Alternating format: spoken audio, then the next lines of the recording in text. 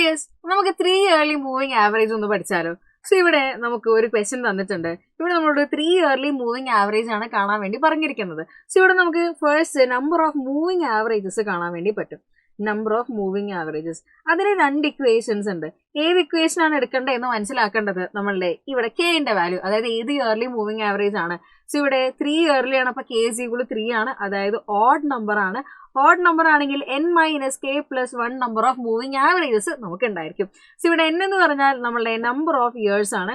അപ്പൊ ഇവിടെ നോക്കുകയാണെങ്കിൽ നമുക്ക് n = 8 ആണ്. 1 2 3 4 5 6 7 8. സോ ഇവിടെ നമുക്ക് 8 - 3 + 1 ദാറ്റ് ഈസ് ഈക്വൽ ടു 5 + 1 = 6. അതായത് 6 മൂവിങ് ആവറേജസ് ആയിരിക്കും നമുക്ക് ഈ ഒരു കേസിൽ ഉണ്ടായിരിക്കാം.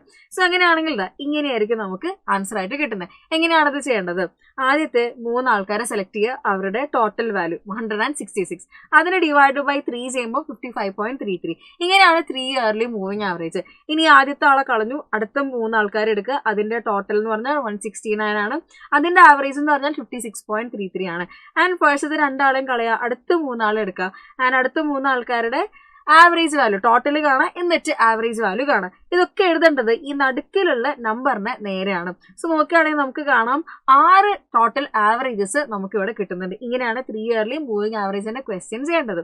ഇനി number of moving averages k even ആവുന്ന കേസിൽ n - k എന്നാണ് ഇക്വേഷൻ ആയിട്ട് വരുന്നുണ്ടായിരിക്കാം.